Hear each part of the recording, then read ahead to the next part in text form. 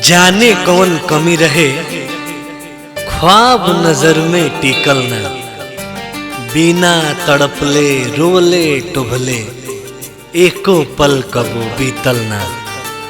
जाने काई भइल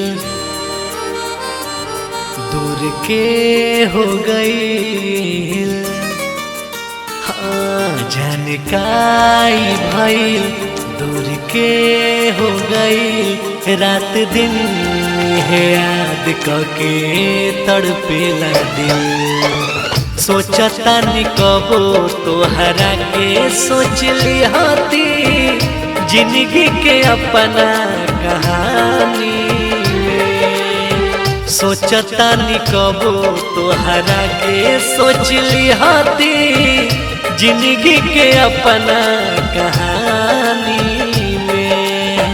बाकी का बताई, हाँ बाकी का बताई, सब याद याद गरिया बही जाता अखियाँ के पानी में। सोचता नि कबो तोहरा के सोच लिहती जिंदगी के अपना कहानी में।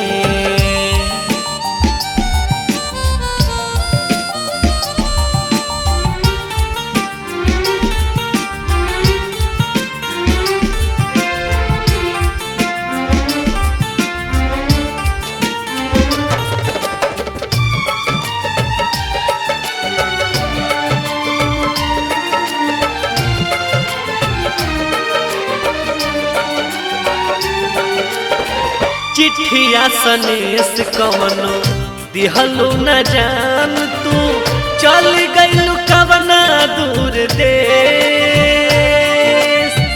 छूटल कैसे साथ ओह घरी तोहा से, पतिया को चोटे हर में।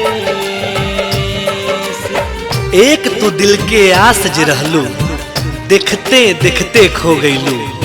हम असरा कैले रह गईनी, दूर तू अचके हो गई। ओ चिट्ठिया सनेस कवनो दिहलू न जान, तू चल गइलू कवना दूर देश। छूटल कैसे साथ ओह घरी तोहा से, बतिया को चोटे हर में। खोजनी अब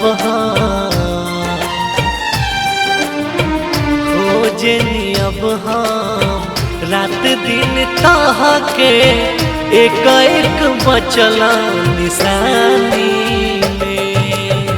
बाकी का बताई, सब याद याद गरिया बही जाता अखियाँ के पानी।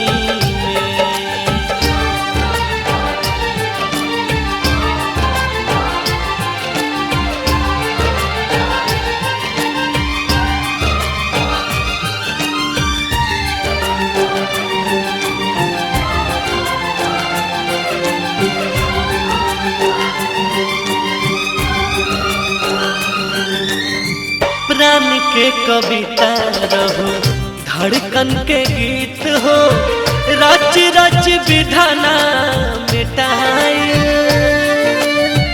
बालुआस जिंदगी में रहू तू हो शायद, मुठिया में आके बिछुलाई। रूप के ऐसन जादू कैलू, जान लिए बिन मानी ना। खुद से खुद के आज भुलैनी, अब हम खुद में बानी ना। प्राण के कविता रहो, धड़कन के गीत हो, रच रच विधाना मिटाई। बालुआस जिंदगी में रहू तू हो शायद, मुठिया में आके बिछुलाई। सपना सजावा,